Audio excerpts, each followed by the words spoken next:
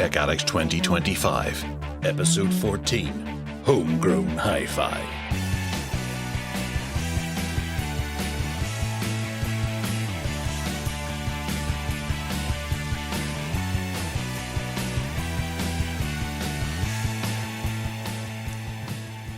This week, there's rumours abound for the Samsung Unpacked event, NFC turns 15, Neo have a clamshell gaming handheld with a keyboard, Nothing headphones, and Ted gives us a tour of his hi-fi setup.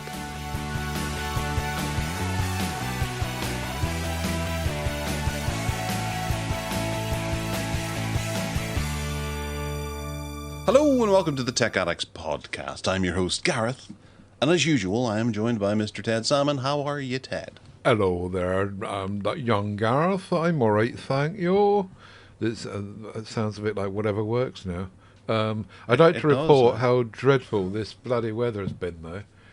Good grief. I was really ill this week with this heat. Fortunately, today in North Wales, it's gone away, and the forecast for the next week is that it's going to kind of stay away.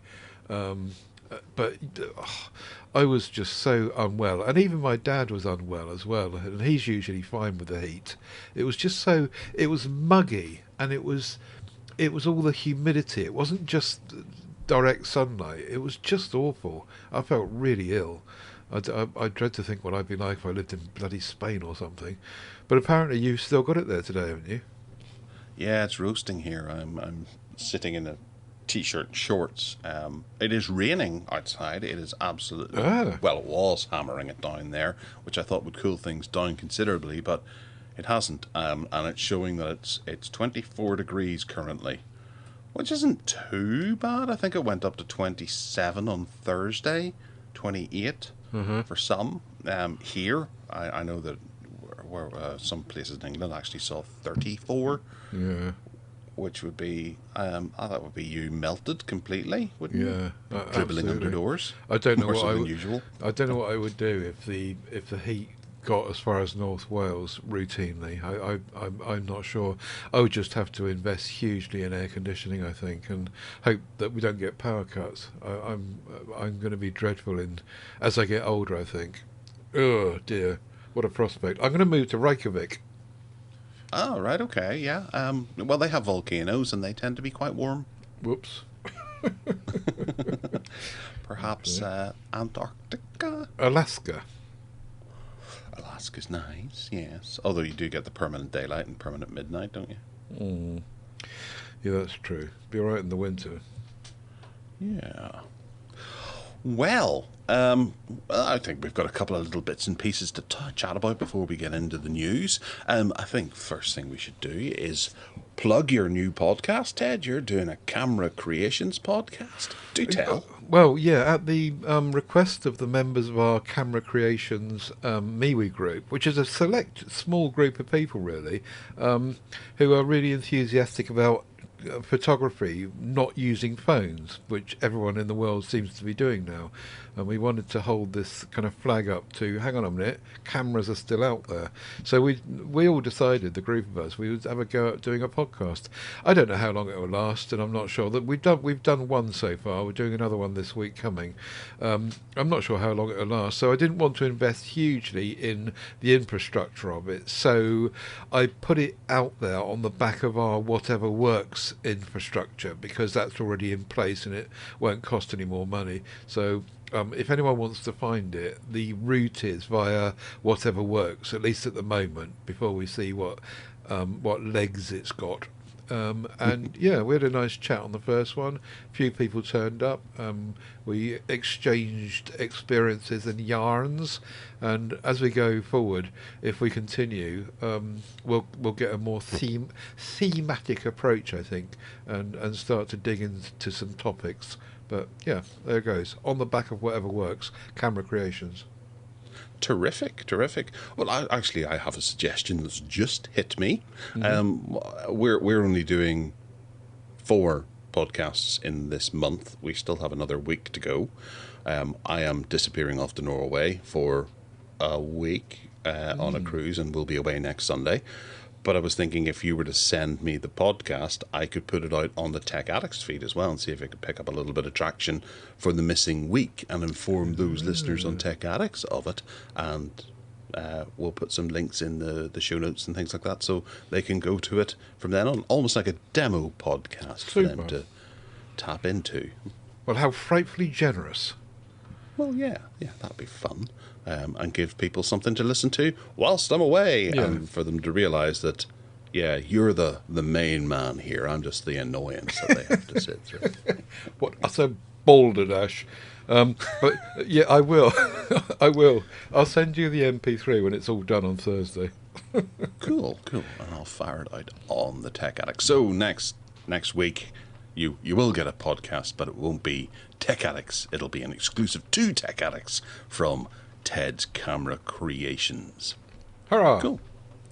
All right. Well, actually, I wanted to start the podcast with a little bit of news that I saw that I don't believe has hit the main headlines, because there is a good amount of stuff happening around the world that it's kind of understandable that this is a wee bit on the back burner and maybe not a lot of people are coming across it.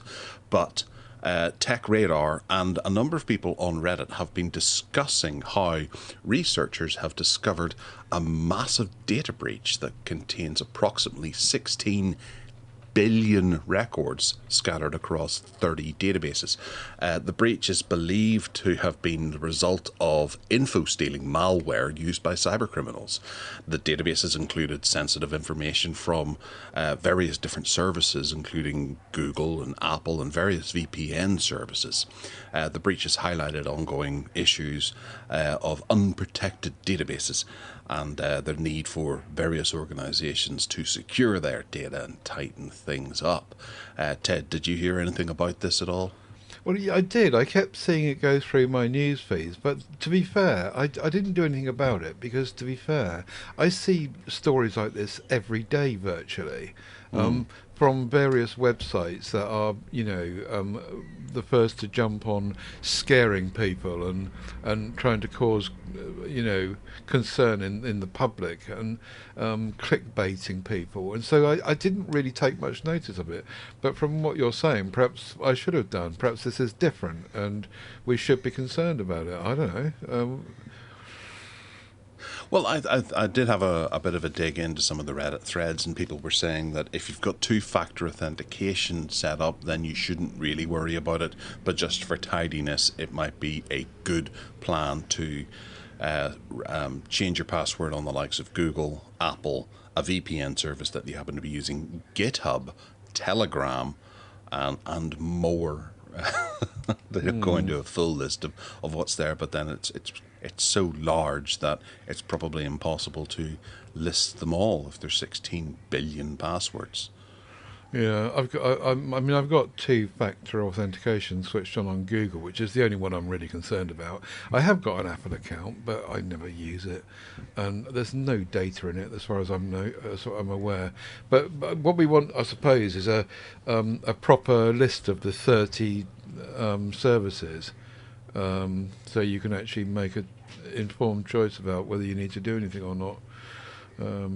But also people tend to share passwords as well, where they might use the same password on other services. So if you have to think about, if you use that Google password on your Netflix or something like that, there's a chance that they could try that, just to get access. You never know. What's the danger here? What are they saying that the data? What's the risk? Is it financial, or is it just annoying things like spam email?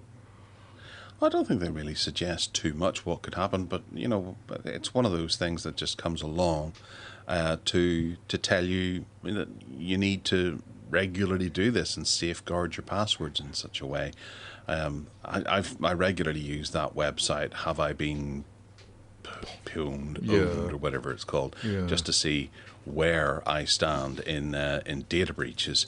And 40 data breaches on one of my email addresses at the moment, which the most recent one was combo lists posted to Telegram and then Trello. And, I've just done mine. I've got 6 on mine. Is that good? Only 6? Yeah, 6 data breaches on my main email account. Yeah. Well, that's pretty good, I have to say. I'm sitting on 40, but then my Google email address is on 5. Epic, Yeah. Cito Day, Gravatar, Collection 1, 2844 Breaches, and My Fitness Pal. That's it. That's my 6. Right, okay. Your fitness pal. Right. You secretly keeping fit, are you? And then complaining about doing exercise? I don't know anything about My Fitness Pal. I don't think I've ever used it. Yeah. It's one of those things that I'm sure arrived on a phone that you were reviewing and you had to sign in. Yeah. Or an older company decided to share your information with that because that's what they used for their fitness. Hang on a minute. It says that one was executed in February 18. Oh, right, okay. So you're probably right. It was a review phone. Well, there you go. So, folks, be wary out there. There is a potential that things could happen. But I suppose any day of the week you could be hacked. So just routinely change your passwords. I know we all tend to look at them and go, I can't be bothered doing that today. I'll do it tomorrow. But, setting up passkeys and two-factor authentications, annoying but handy. Those that have it are laughing today. All right, well, we'll move into the news where there is other things to chit-chat about and more exciting things as well, because the Samsung Unpacked event, or their next Unpacked event, is scheduled to take place on the 9th of July at 10 a.m. Well, according to Evan Blast, that is. At the event, it's expected to feature the Galaxy Z Fold 7, the Galaxy Z Flip 7, the Galaxy Watch 8, the Watch 8 Classic, and the Watch Ultra, as well as a possible Galaxy Z Flip 7. Or did I say that? No, I think FE. That's what it is. Yes, the FE. I can't read my own writing there. This marks the first confirmed date, which was initially rumoured to be taking place in mid-July, so it's earlier in July than expected. Ted, anything there that's particularly getting your goat or getting you roused? It's not terribly exciting. By the way, I won't do that again. I'm sorry, that was disgusting. By the way, it's 3 p.m. in London, the event. 3 p.m. BST, for anyone that's interested. And the Fold 7, I was watching this video, I think I was watching this video on the Fold 7 renders last night, and it looks like it's got a horrendous, it's very thin, but it's got a really sticky outy camera lump on the back to make up for its thinness. I think that was the one I was looking at. I did get a bit confused though, I have to admit. Oh dear, I've lost my page now. I'll go back to it. The Galaxy Z Flip 7 it looks like it's going to be the first Galaxy Flip that's got the Motorola full screen frontage on it, which is, it's about time, frankly, that they did that. It's going to go, just like the Motorola device, right round the cameras on the front. So that looks like, from the renders, it's going to be the big change with that one. But it is going to be only 25 watt charging again, unlike the Motorola's, which are much faster charging. So they're still very wary of this whole charging thing, aren't they? The Z Flip 7 FE would appear to take away all the things I just said about the new Flip 7, because that one looks like it's going to be sticking with the cut-out screen on the front, so very much like the Flip 6 and everything that went before it. And the rest of it appears to be to do with watches, and the Galaxy Watch 8 series, which is the classic and the ultra and the ordinary one, and they all seem to be from renders on leaks. They all look as though they're sticking with this squircle thing, which I really like. I like, as I was saying on our last show, I really like the design of that, and I think it's a winner. It looks like the classic is going to have the physical rotating bezel coming back as well, for those that want that. But other than that, just upgrades all round, really. There's nothing actually even announced by Motorola, by Samsung, but this is all kind of very reliable leaks, as you said earlier. So it'd be interesting to see what comes along. Oh, there's also the XR headset, although I think we were going to be talking about that separately. No, we're not. So the XR headset. Apparently they're working in cahoots with Google on this, and I'm sorry, but I still can't see people using these horrendously revolting things that you strap to your head. I just don't get it. Unless you're sitting in your bedroom or your lounge on your own, it's just the whole thing's a monstrosity. They need to be working on not headsets but glasses like other people are doing, not stupid great big monstrous things that make you look like a bug from Mars. Wow, okay. Don't hold back, Ted. Tell us what you really think. No, I'm of all these things, I'm actually most excited about the XR headset, because I did enjoy the old one that I have. I still have it. I can't remember. It was this one, the Samsung Gear VR, powered by Oculus. I dug it out the other day just to see if my phone would fit in it, which it doesn't. But I actually kind of like the idea of being able to sit at your desk and use it, not wear it out of the house. I think that there are two very separate uses for these things. Wearing glasses is for out of the house with a minimal impact on your vision, whereas this is complete immersion. And you can sit and arrange documents and have almost limitless desktop space. So I'm kind of all for this, and it does have some pretty decent specs inside of it that they believe will be in there, which could be the Qualcomm XR Plus Gen 2 chipset with Google's Gemini AI. So you should be covered there, and you'll be able to have your fantasy relationships with Gemini. I'm not arguing about the specs and what it does. I'm arguing about the monstrosity of it, and whether surely even what you said about wearing it in the house, fair enough. But you're going to get fed up with it. I think you're going. I also back in the day played with the Samsung one. We have one in the office. One of the people at work got it, and I tried it out. But I soon got fed up with it being strapped to my head. It was just like. It was heavy and cumbersome, and I guess they might not be so heavy now, but they're still cumbersome. And I couldn't wait to get the thing off after I'd wowed about what it was doing. It's very impressive. I do agree, but I just couldn't wait to get it off. Well, you have to admit they're getting lighter. They're getting lighter all the time. It's a song, isn't it? Yeah. It's getting better. It's getting better. Whenever you factor in the rise of IMAX cinema and the likes of Half-Life Alyx, I am just waiting for someone to nail VR before purchasing something. I understand the benefits of it, and I have played Half-Life Alyx. I've played with my son's Meta VR, which was a bit of novelty, I'll say. He played for a very good long while, but now it hasn't been touched in months. But once they get that kind of killer game like Half-Life Alyx, which is a computer game, Ted, I don't know if you've heard of it. I did not. I've not heard of it.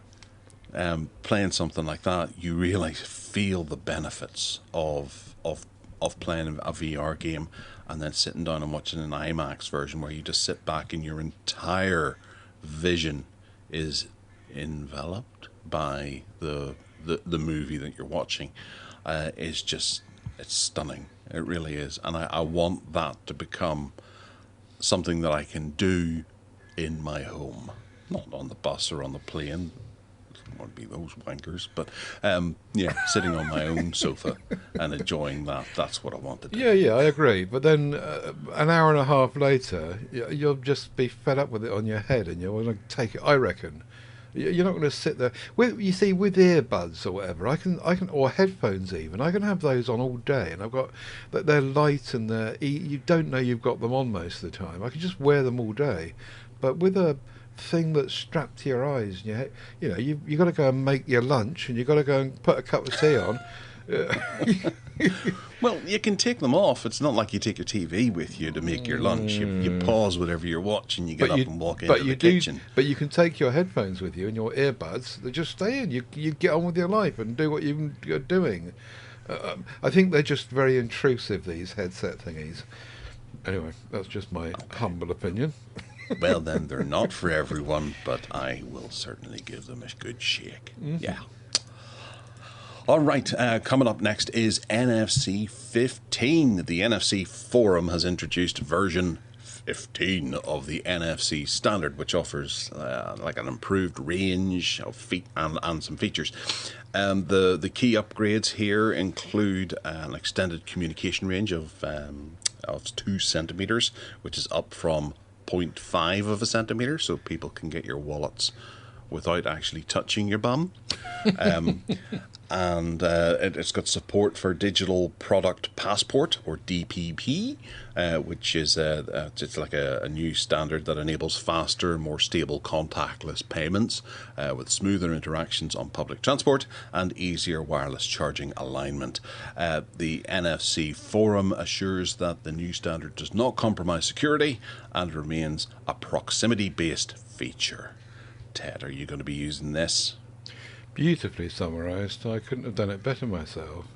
And the only thing of interest here to me, really, is the fact that you don't have to fight with terminals at Tesco to get your NFC to work, because I quite often have to do that. I have to learn, for each phone I'm using, I have to learn which position to put it on and where it is and sort it out. If it's 2 centimetres up from half a centimetre for the zone, then that will just make that whole thing presumably an awful lot easier.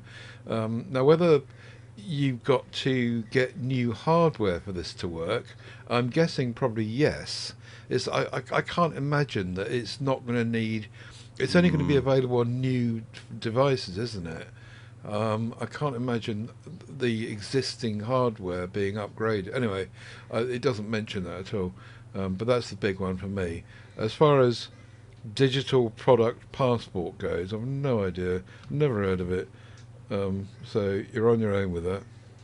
Yeah, and well, it's a really good point, actually, that the hardware's not something that's going to show this, really. Like, if you're having a look at the specs of a phone in Carphone Warehouse or Curry's or wherever sells phones, they're hardly going to list NFC 15, are they? I don't know. It's just going to be NFC.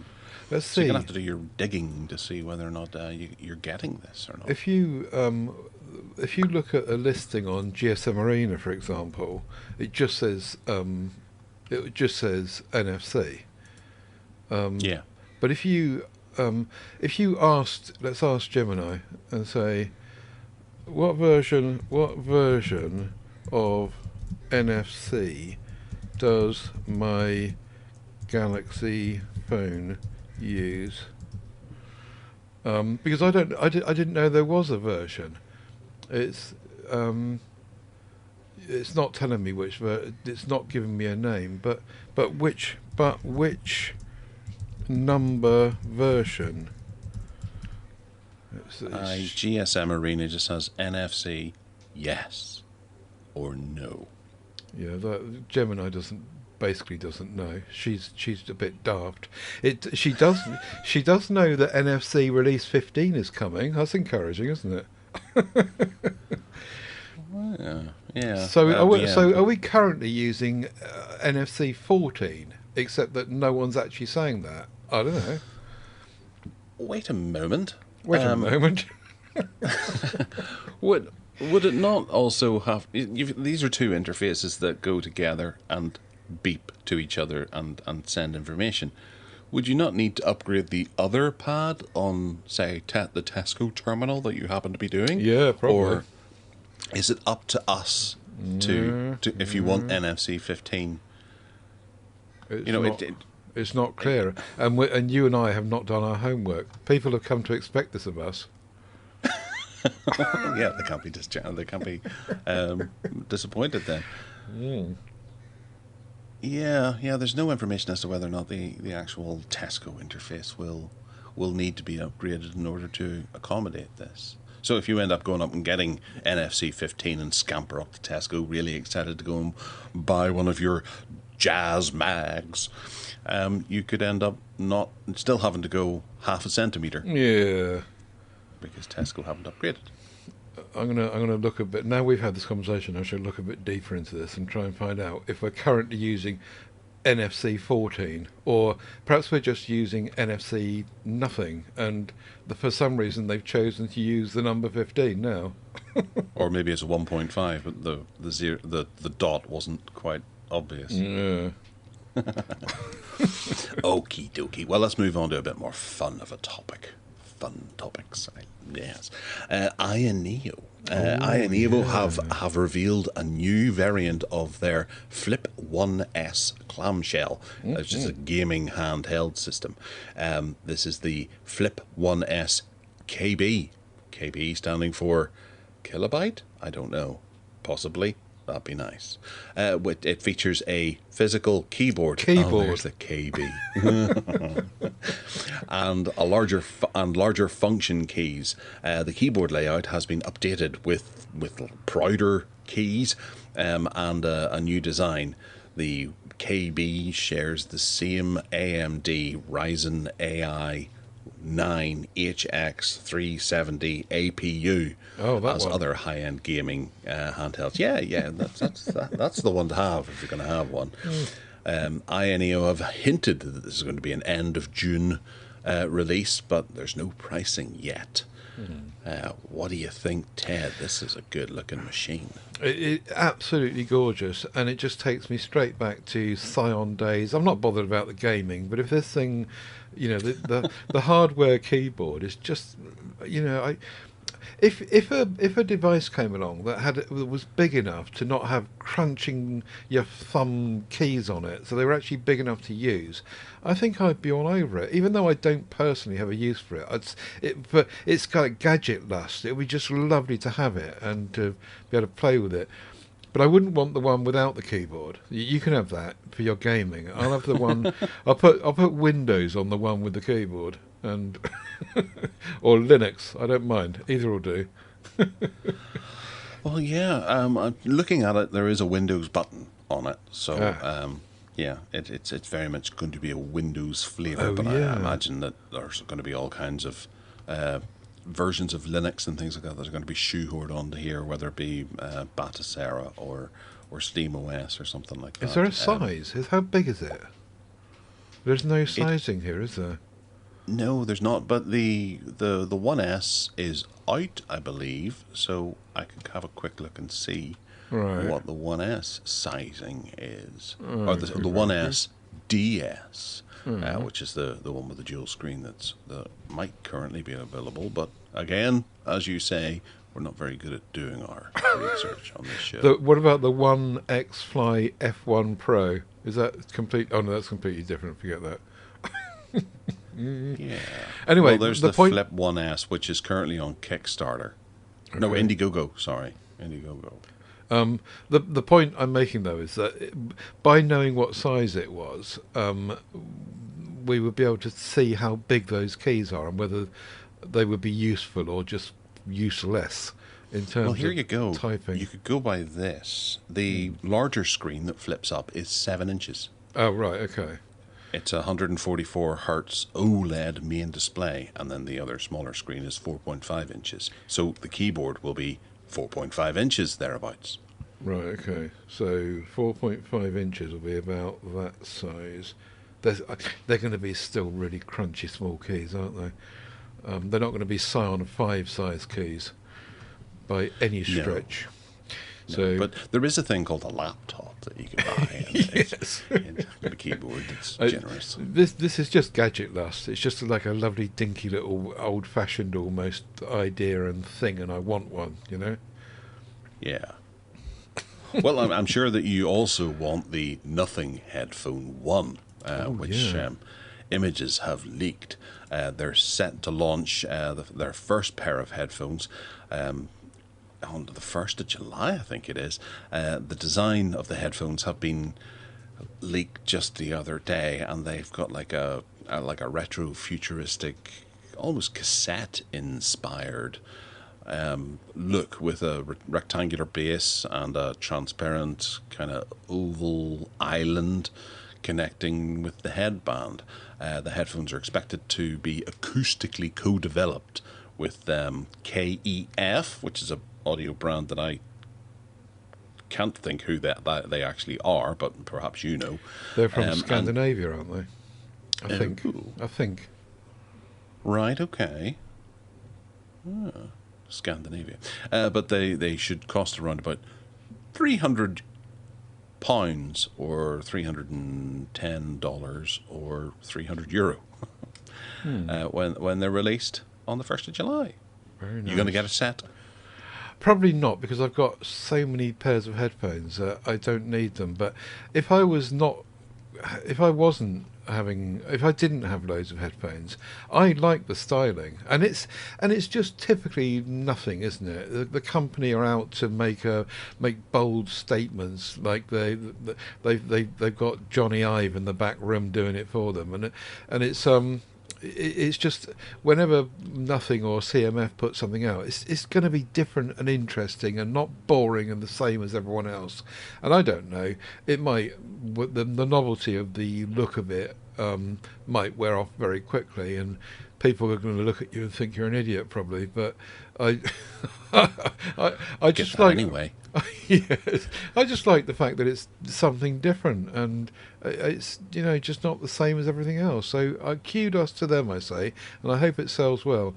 And apparently the audio performance, that they're up challenging Sony with it, so they reckon.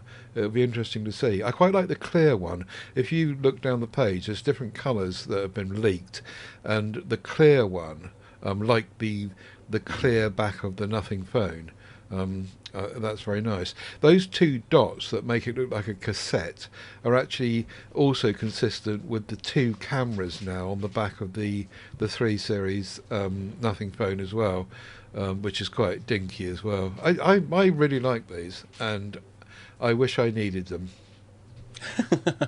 Well, you never know. They might go on sale at some point. If people don't buy them, they might have a clearance sale by Christmas, yes. And then you get a wee set. So, damn, we covered it, so they're going to sell well, probably. Oh, dear. Can you is there a cable? Oh, no, I think there's no 3.5mm, I don't think. It's just USB-C. You can plug a USB-C cable in, I think. It's not very clear. Anyway, it's still under wraps, really. It's only a leak, isn't it? It is. But on that note, something that you can't attach a USB cable or a 3.5-inch cable to is the Casio CRW001, or 1ER as well, as it seems to have at the end of its product code. We touched on this before some time ago, but it looks like it's getting closer to being announced, because I got an email from them just the other day with a link to a little site that says, Casio's own website that says that it's coming soon. It's a ring watch that is going to celebrate Casio's 50th anniversary of watchmaking. The ring features a full metal construction, a waterproof design, and a compact digital module with time, date, and even a stopwatch functionality. It includes a subtle flashing light that comes with a space adjusting spacer. A size adjusting spacer, I think that's supposed to mean, for a customizable fit. The watch is a nod to Casio's innovative history, starting with their first product, the Yubiwa pipe, which was developed back in 1946. And it's looking like it's going to cost about £105 they have on this website. And there's a beautiful little 360-degree render where you can twiddle it around and see if this is the kind of thing that you would want to wear on your finger. Would you wear this on your finger, Ted? No. But I really like that 360-degree render thingy. That is so cool, isn't it? GSM Arena do that with their phones to some degree, but I think this is even better. It's really smooth. The reason I wouldn't wear one is because, for me personally, I can't stand rings. I don't like wearing rings, which didn't go down very well during my two marriages, as you can imagine. And I can't wait to get the blooming thing off of me. What's is interesting though, and it looks like it's kind of innovative, is that mechanism you spoke about just now, that the spacer thingy inside, because it looks like it will just maybe it's sprung loaded, so whatever size finger you've got, it will just fit because it's going to clamp to the size needed. So I think that's really clever. The rest of it looks just like a kind of boring 1972 Casio watch, though, doesn't it? And those three buttons, there's two on one side and one on the other. I mean, you'd have to have really small fingers to press those, I guess. Or a pen. Yeah. As you used to with old Casio watches. I remember using a pen to start and stop the timer. Yeah. Anyway, yeah, really cool. If I was if I was a ring wearing type of person, I would definitely want one of these, because it's more gadget lust, and it's great. It's something different. Well done, Casio. Something different. Yeah. I like the idea of it, but I can't imagine too many people are going to purchase this. I wear a wedding ring as well, and this time of year, it's tight. At Christmas, it falls off. Because it's just too warm and just too cold. So what you say about the wee spacer thing is kind of cool, but I do wonder, it seems to, I don't know, I think you must have to adjust it yourself. It's maybe not going to adjust if you were to clench your fist. I don't know that it's going to be like stretchy. Oh, right, okay. Like stretchy trousers or something like that whenever you sit down. But, I quite happily give it a go and wear it out of the house and see how it goes. But you're going to get too many people making a comment along the ways. And looking at... The person is wearing it on their right hand, on their right index finger. Yeah, that's just nuts, isn't it? Which is not where I would initially go to look at my watch. No, hang on a minute. There's the spacers. Hang on. On that webpage, I've just realised the spacers, it's not a mechanism at all. You put the spacers inside the bottom, the far side of the ring. So that's completely manual. Can you see that picture? There's two spacers sat next to the watch and the ring.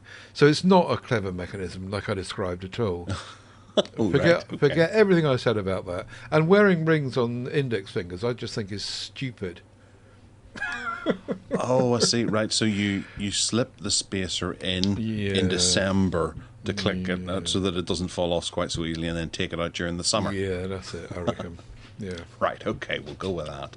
I suppose that's the best you can do, isn't it? Other than going and designing some kind of thing like those old watches that old men used to wear that you would have elasticated straps. Yeah. Remember those metal ones that all the parts would come apart and you'd throw it up your arm and then...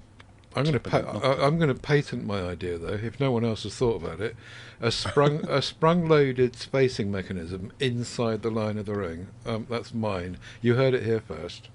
Right, okay, that's how patents work. Brilliant. and an audio description on how it's going to work. I suppose sometimes that's a wee bit better than all the pencil drawings that you see from Samsung and stuff.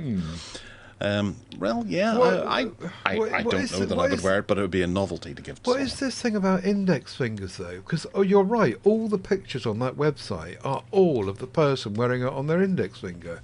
I just don't... It just seems bizarre that you would want to wear a ring on that finger. Or am I missing something? Samsung claim that you should wear their fitness ring on that finger because apparently the the sensors in that finger are better. They'll pick up the readings better than any other finger. Fair enough. They've done the research on that. But this dumb Casio watch doesn't apply to that, does it? No, it doesn't, unless that's just the way it's going to be. And then in 20 years will have been sold other types of rings that go on various different fingers. Or maybe it's because if it's on your index finger, it's easier to see. Your hand comes up, and you're more likely your index finger gets to your eye line first. Yeah. I wonder if there's going to be rebellious people who wear it the other way round. You know, the way there's some people who like to wear their watch the wrong way round? Yeah. So that the face is facing down when you've got your arm resting flat. Yeah. I remember people doing that when I was younger. And they've got scratched faces on their watch. Yeah. Weirdos. If you're a weirdo, let us know. What's your reason for doing that? And would you wear a watch ring that way round? I feel people tapping away on their keyboards now going, I wear my watch that way round and you're being mean. Right. That brings us to the end of the news, and we can go into a little bit of banter. And Ted, I'm posing a question to you because I wanted to know more, and I don't think we've ever done this before. I'd like for you to describe in detail your hi-fi setup, because I know you had a couple of turntables and several speakers, but yet you live in a static mobile home. A caravan. Yeah. And I can't imagine how that is. Do you have a wall of speakers? How do you kick back and relax and listen to some tunes? Well, one of the big problems for me is space, because it's a quite a kind of close proximity living situation, but also the fact that the walls are made of aluminium, and I've got neighbours around me on all sides, so you can't possibly hope to blast out music like you can in a bricks and mortar house. So that limits what I can do, really, how I can enjoy music, and so one of the ways in which I got round that was that I didn't have what I'd really like if I lived in a proper house. I would have an old-fashioned hi-fi stack with separates. I'd be nostalgia city. I'd set up my room and I would have two big speakers and it would all be there, but it seems a bit pointless. So I've got my trusty Ruark R2 Mark III. Ruark is a British brand from years gone by, and you can't buy the R2 Mark III anymore, but it's a lovely little unit which has got two speakers on the front, and it's also a radio and a Bluetooth speaker and whatever else, but I use it with my pro-ject debut SE3 turntable, which is also not available any longer, incidentally. And the clever thing about the Ruark really is how it generates the stereo. So even though it's a box that you put in front of you, which is only about, I don't know, a foot or so long, or wide rather, there's a switch in the settings, and you can turn it on to wide stereo, whatever it's called. I can't remember, spatial stereo. And honestly, if you sit in front of it, quite a long way in front of it, it really cleverly throws the sound around. It works really well. And Ruark is a really good brand that did cost. When I bought this, I had plenty of money, and it was decidedly expensive. But you're talking about, for one of these units, equivalent now about 400, 500, 600 quid, that kind of price. But it's really nice, and it's ever so well made, and it's got that Ruark brand on it. So yeah, that's hooked up to my pro-ject debut SE3, which is a lovely belt-driven turntable, which is really, really classy. And because the turntable hasn't got a preamp, I've also got a pro-ject Phono box which is a box of tricks that basically acts as a preamp, and you wire it in through the back of the turntable into this, and then into whatever speaker setup you've got. In my case, the Ruark, and the Ruark, I plug it into the back of there, and it just acts as a preamp. If you've got a turntable that's got a preamp, you can miss that box out altogether. So there's those three things that my setup consists of at the moment. I have got a pair of passive bookshelf speakers, 70 watt, 75 watt speakers, and they're up at my dad's house because if and when I ever go and live there, I will get my setup done, assuming I survive him and do live there. And I will get my setup done, and I've got a couple of speakers to get going with that then as well. So apart from that, I've got the Majority Folio, which is a turntable thingy that I spoke about on the last show, or the show before that, I think, which is my really dinky little speaker included.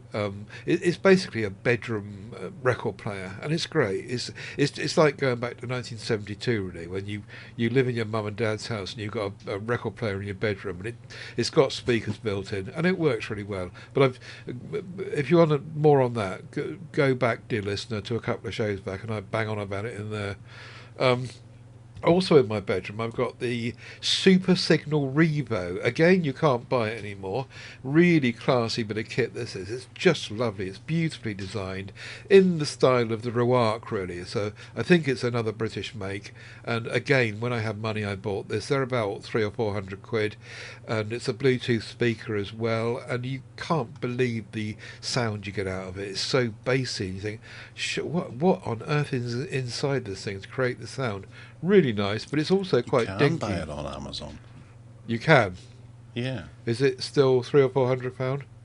289. Oh, right. 2 in stock. Oh, right, okay. Well, that's come down a bit then, so that's good. I recommend that very strongly, highly. It's got lovely controls on it. You get a remote control with it, and it's, like I say, it's just beautifully designed. I like the black one, or the black one with the walnut round the outside. That's the one I've got, which is really, really nice again. And apart from that, I've just got my 101 Bluetooth speakers. my favourite being the Marshall Acton 3, which is really, really nice. And a few portable radios dotted around the place. But my favourite actually is the Roberts Play 20. I'll put a link in the show notes to that, because that's a really dinky, lovely little radio. And the nice thing about this little radio is that you can charge it with USB-C, but also you can have rechargeable batteries inside it, which will charge in place as well if you want them to, which is actually quite unusual for a little dinky radio. So you can either use AA batteries, alkalines, or put rechargeables in, and if you want to charge them in place, you can. So that makes that radio quite special, and that's really dinky and nice. So yeah, that's my general setup. Very, very much defined by my closed living situation and space available. But hopefully one day I'll get my stacking system back. Yeah. Do you think you would expand it hugely, or would you just go with what you've got? No, I'll expand it hugely. I'll go mad. Well, as long as I got some money. One thing I really miss, I know this is really trivial, but one thing I really miss is a graphic equalizer. I used to, back in the day, I used to love having a separate graphic equalizer and watching the lights dance about, and in a dark room listening to Dark Side of the Moon. It was just great. It was so atmospheric. So yeah, graphic equalizer I really miss. Yeah. Actually, listeners, if you have any suggestions for Ted to be able to achieve that, I'm sure you can go on AliExpress and get all kinds of stuff. I've seen fluorescents and things that dance about whenever it detects the sound and things. You can hook it up to your computer. But your speakers as well, Lawn Poo. Lawn Poo, yeah. I've never heard of that before. They're good. Oh, they're handmade as well. Are they British too? I didn't think so. I thought they were kind of cheap end Chinese ones, but I could be wrong. I didn't really. They happened to be on special offer one day, and I thought, oh yeah, I'll snap those up and put them for later on. But yes, you're right. They're made of wood, and they're getting glowing reviews. £66.40. Yeah. Perhaps they're better than I thought they were then. Yeah. There's a Bluetooth variant that you can pick up as well for £107. And then, what's the 42S? The 42S is... I thought they were in the class of the Sanyon. You remember those Sanyon ones that we talked about before? Yeah. I thought they were in that kind of class, but perhaps they're not. Perhaps they're better than that. They could well be, yeah. The S appear to be like a smaller one that are maybe for beside your computer as opposed to bookshelf. 75 watt, and then the smaller ones are 30 watt to hook up to your computer. So, interesting idea. Yeah. Never heard of them before. What's the £107 one then? Is that just? Oh, it's 100 watt. Okay, so it's just, and you've got a volume control on the front of it, by the looks of it, and Bluetooth as well. Yeah. Anyway, it's interesting that you should focus in on that particular aspect of my setup, because I would have thought that most people would have gone for the Ruark. That's by far the most interesting bit, I think. The R2 Mark III, really, really nice bit of kit that is, and I'm very pleased that I got that. I got that about, I don't know, 10 years ago. I brought it with me to North Wales. I wasn't leaving that behind. It's really nice. No, it's lovely. And I think those kind of multi-streaming systems, you can pick them up quite cheap, but they are a bit duff. So it's better to stick the good money into it, and it can be a centerpiece. But that's kind of interesting. So that's essentially your amp. You've got a preamp and then an amp in that. Yeah, there is an amp in the Ruark, but it's not enough to drive the turntable. So I need to use the phono box between the two. Interestingly enough, the Super Signal Revo, if I use that in line with the turntable, that has got enough in it to drive the turntable, so I don't need to use the preamp box. But I like to use the Ruark with it.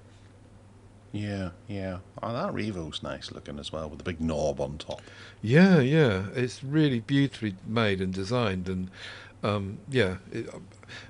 nice display as well, DAB radio and FM as well, and just beautifully made. When I had money, I did get some really nice stuff back in the day, and I'm glad I kept it. Yeah. But I think one of the most charming things about this is that it's not something that you've sat and planned. Mm-hmm. You've looked for a device that works with the device that you've already got, and maybe they don't look alike or whatever, but you've built it from bits and pieces that you've picked up over the years. Yeah, and I think that's a lot more charming than where you've got someone who's focused in and gone, right, I'm going to have that bit and that bit and that bit, sit them all together, put them in the case, and away you go. Yeah. It's I don't like to say scrappy, but it's that kind of scrappy way of just, these all work together, and I love this bit and I love that bit. Which is, the mentality of having the separates back in the day. So you could actually pick and choose which bits of, what tuner you wanted, and which deck you wanted, and which cassette player you wanted, and which CD player you wanted, and you could just go and read up about it. It was great fun, much more fun than, looking for mobile phones these days, because it's so boring now. But also with the talking about the Camera Creations podcast, that's one thing that's come back to me on that as well, because there's lots of talk about camera hardware, and people are enthused about that in the same way as I was back in the day with my hi-fi separates. That they're actually, there's loads of talk about acquiring new cameras and new lenses, and there's a real buzz about that whole, and it's just all, well, not all, but it's most of it's kind of nostalgia from those that remember back in the day when buying cameras was just great fun along with hi-fi. So yeah, brilliant. And how? I suppose it is on a similar topic, but I wanted to just move over to it because time is ticking on, and I've been playing with a bit of software that I think I've mentioned in the past, but I've revived it and got it running under Linux now. Online, you've got the Internet Movie Database, which gives you all the information you could possibly want about a movie. There's Music Brains, which gives you all the information you need to know about physical releases whenever it comes to CDs, vinyls, tapes, all that kind of stuff. It's a huge database with every single version of a CD that's been released. You name that album, you can go and find out everything you need to know about it, and special editions and more exciting releases that maybe passed you by or in certain areas. But there's a piece of software called Picard, which they use, and whenever you take your CD and rip it to your computer, you can take essentially the folder of that CD that you've ripped and drop it into Picard, and Picard will go and look at the Music Brains database and get the ID for that CD, and then do all your tags and renaming and that sort of thing, and even move it to a location that you want it to be in, which is really, really handy. And I'm gradually working through my CD collection and pulling them all in and identifying them this way, and it just cuts out so much cack. I remember Windows Media Player, or one of the variants of it over the years. I think it might have been under Windows Vista, which is where I did it first. And I went and got a bunch of CDs that I liked, and it would identify them, and it would read them from the metadata that was already imprinted on the CD. But not all CDs have that, or maybe some things can't read it now. Some people may be getting annoyed at stuff that I'm talking about here, but this is my impression of it so far. But it would get that information from somewhere, and it would burn that information to the MP3 that you were creating on your computer, so that you can put it into your music library, whether it be Plex or something like that, or whatever it is you happen to be streaming throughout the house. But I'm really enjoying Picard. I'm finding it actually really quite satisfying, because I do have a lot of old CDs that are I suppose a wee bit rare now. The ones I have a few sitting beside me, the likes of, I don't know if anyone ever remembers mp3.com. Years ago, it was like a little independent, not a little, it was a huge independent site that you could upload your band's music to, and then be able to, people could go and buy it, or get CDs printed and sent to them. It's a bit like Amazon Publishing for writers, where they'll provide you with the ability to be able to burn a CD, create art and all that kind of stuff, and have it posted out to people, and you could buy it from them. Digital audio music, DAM. Isn't that what SoundCloud does? It might do. I don't know. That sounds I haven't familiar. played with SoundCloud in a long while. Okay. No. But I'm just looking at some of the CDs that I've got, and there was things that they did, like whenever the Kosovo War occurred, they did like a charity event where a bunch of pretty groovy little independent ska bands put together 2 volumes of Ska for Kosovo, which all profits are donated to the American Red Cross. And they were great compilations, and I grabbed them, and I couldn't find them on Music Brains, and I was able to add them myself, because they've got all kinds of ISBN, or not ISBNs, the barcodes and things like that on them, so they are genuine releases that are out there, and you can just bring stuff in, and if it's not there, you populate the database. If it is there, which it more than likely is, I think 9 out of 10 times, everything is there that I've gone to repopulate the ID3 tags with, and it's just an excellent service that I fully recommend for anyone who has a large media library and they want to be able to get it pretty accurately labeled, tagged, and all that kind of stuff for their music server. Have you ever heard of it, or have you ever used it? Only after you gave me the nod for it a few days ago, and after that I went and had I've downloaded it for Windows, because it's also available for Windows, of course, and I had a play with it, and I got really confused. I ended up thinking, I was trying to make it do some stuff, and I ended up thinking, I need some sort of tutorial here, because I'm not getting what I'm supposed to be doing. But I fed it some data, and I got it to organise stuff, and I got it to rename stuff. But I think I got stuck where it was trying and write it back to save what they'd done to where I wanted. And I was hunting around for help on it, and I just couldn't find it. So you know, as is often the case with these open source projects, they kind of expect a level of intelligence to begin with, which I clearly haven't got. But it does look really good fun. I do agree with you.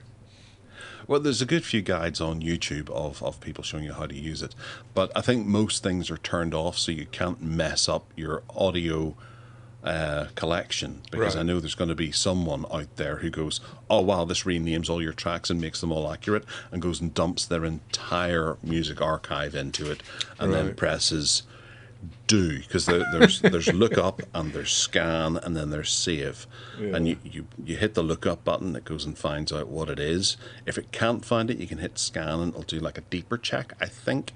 And then once it's all populated in the right hand window and it's gold, I think that's sort of like it's showing, you know, you can hit your golden disc, you can hit save, and then it'll do what you want with it, and you have to go up I did that, and though. check the buttons to say rewrite file and move files, and you've got to give it permission to be able to do that. Maybe those options I didn't tick first or something then. Right, okay.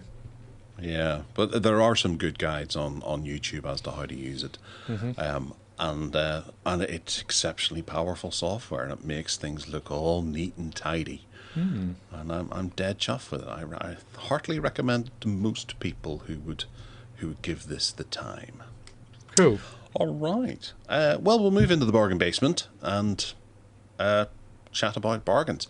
I'll start, because there is a Western Digital 14 terabyte Elements desktop external hard drive that is currently on sale on Amazon, and it's down from £310.99p to £209.99p, which is pretty darn cheap. They're actually having a good bit of a sale, because the 16 terabyte, whilst I don't think is good value as the 14 terabyte for the difference that you get in size, is down from £407 to £291, and the 18 terabyte is down from £329 to £312, and then the 20 terabyte is down from £354 to £334, or 43, even £343. And the 24 terabyte is down from 543 to 477. So that's pretty much the same value as the 22 terabyte. So you can get the 24 terabyte for the price of 22 terabyte, roughly, give or take 20 quid. The 10 terabyte is down from £222 to £199. So there's bargains to be had on the Amazon WD store. If you have a look there, you might be able to find what you're looking for. And 14 terabytes does seem to be the sweet spot.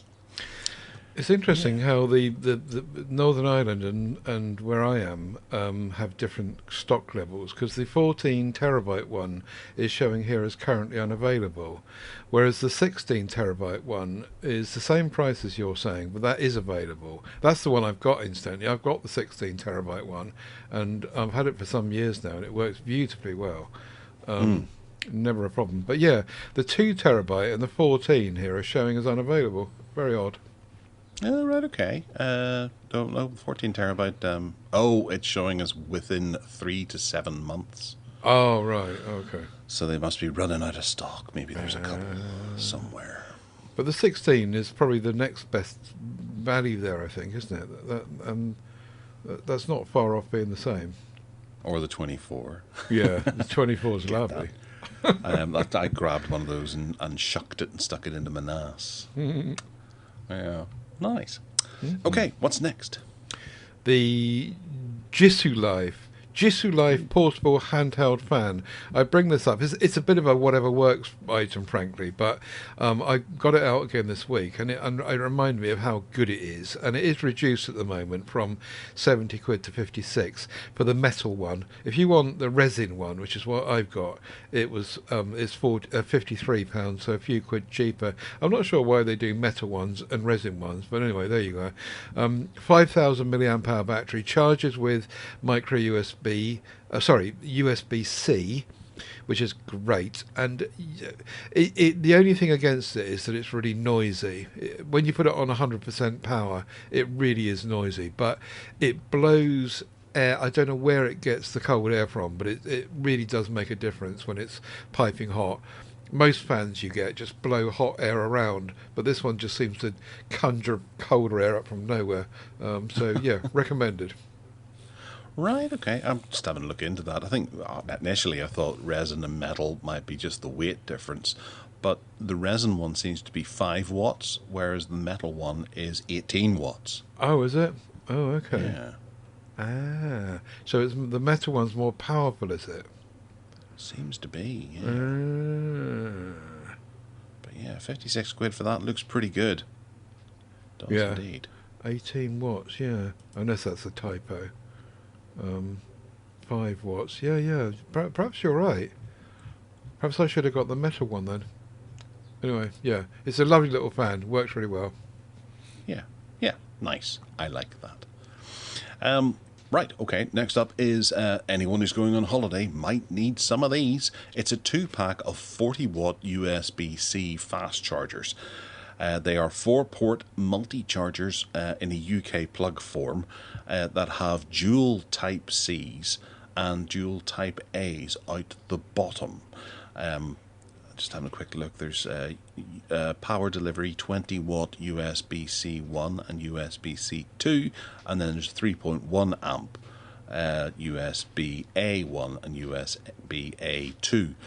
But the one thing I liked about them was they're your typical plug shape. They're not a huge big lump of plastic sticking out of the wall. They just look like a nice little triangular plug that you might pick up. And they're down in price from £19 to £13.70 for 2 of them. Mm. And the black ones are showing here, but as even cheaper. Oh yes, they're £12.24. What I don't what I don't understand though is why you would print the information on the bottom of the plug around the holes that way up. Surely, if you were designing this, you would print it the other way up so that when the plug's in the wall, the writing would be facing you. The way it is there, the writing would be facing the wall.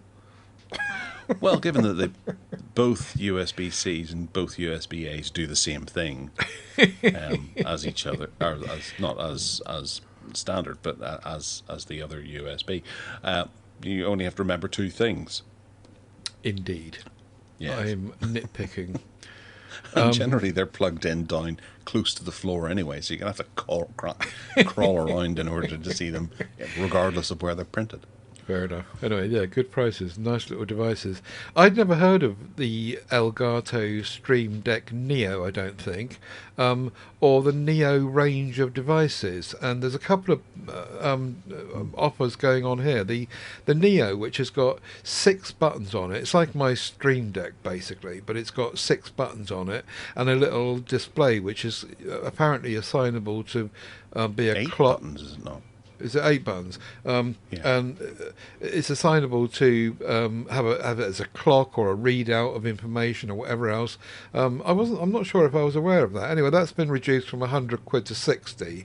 But there's also this bundle of other Neo stuff, like the Wave Neo, which is a microphone, a Facecam Neo, which is a face cam, and a Key Light Neo, and that's been reduced from 239 from 349 to 239, and that seems to be a bundle of all this Neo branded stuff from Elgato, which I didn't think I was aware of. It's obviously set up for someone that wants to start doing home streaming or content creation, or is into conferencing on a work basis or something.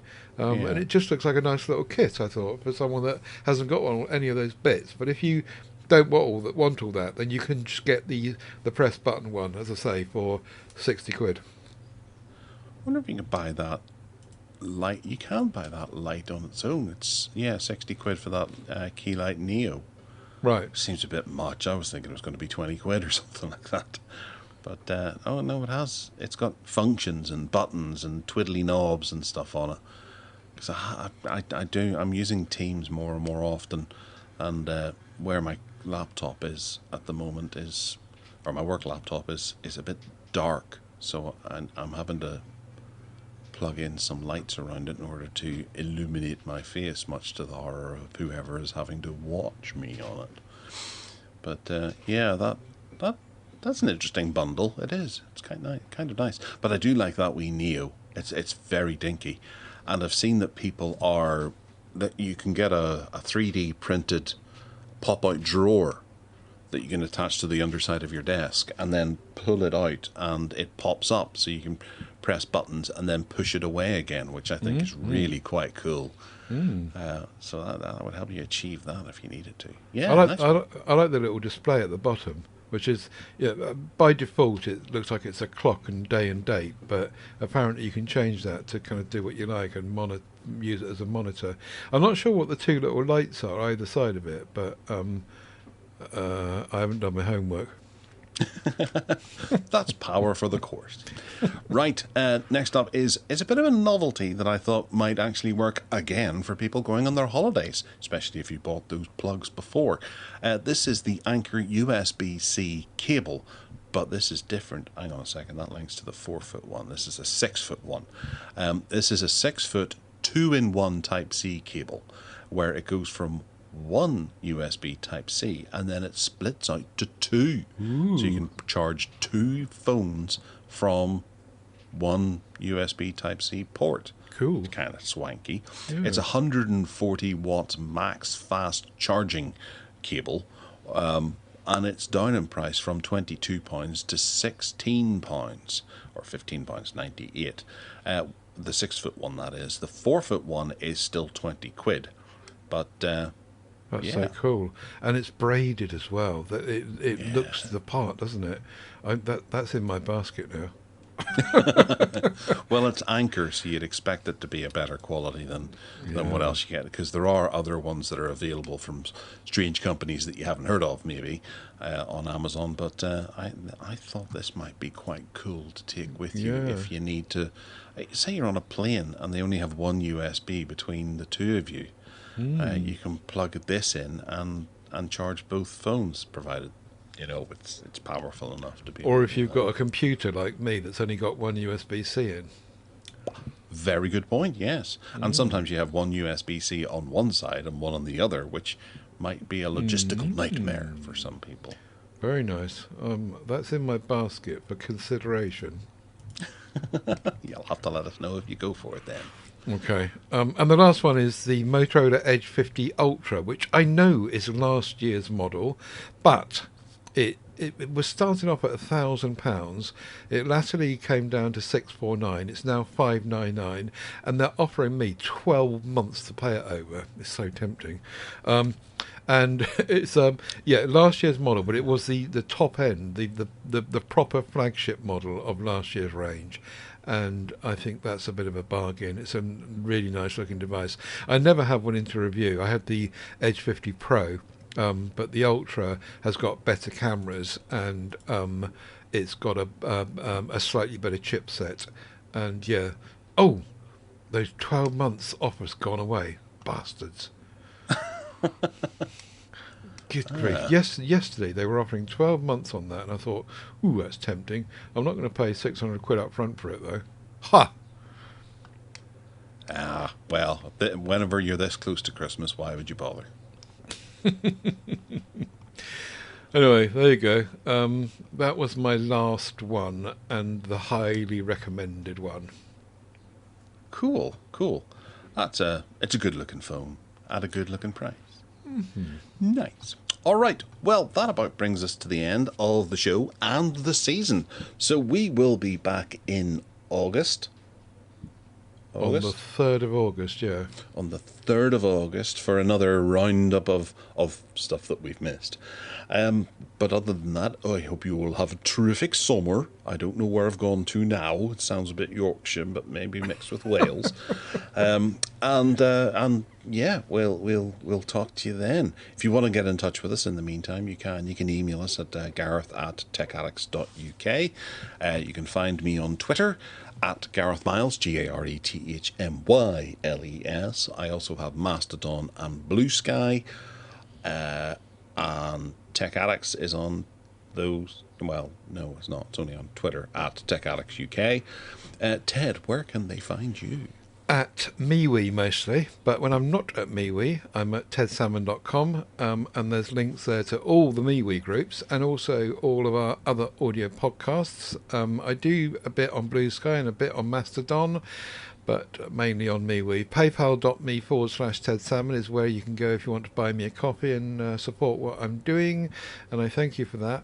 And even though this is the season finale, don't forget what Gareth said earlier, which is next Sunday he's going to put out a camera creations pod in the Tech Addicts space, so watch out for that. Yeah, that'll be cool. Good to listen to. The first one was good fun. And who are the gentlemen that you're doing it with again? You're going to have a roving panel, aren't you? It's going to be different people each week from the sounds of it. There's lots of people queuing up. Depends on who's available on those Thursdays in questions, but there's a range of people: Andy Morris, Chris Clayton, Chris Kelly, Ed House, Ian Bundy and Joe Hickey. So there's a group of people that will jump in and out when they're available, and we'll see how we go going forward. Yep. Cool. All right, looking forward to that then. There we go. Take care, and we'll speak to you in August. Bye-bye. Goodbye. Happy holidays.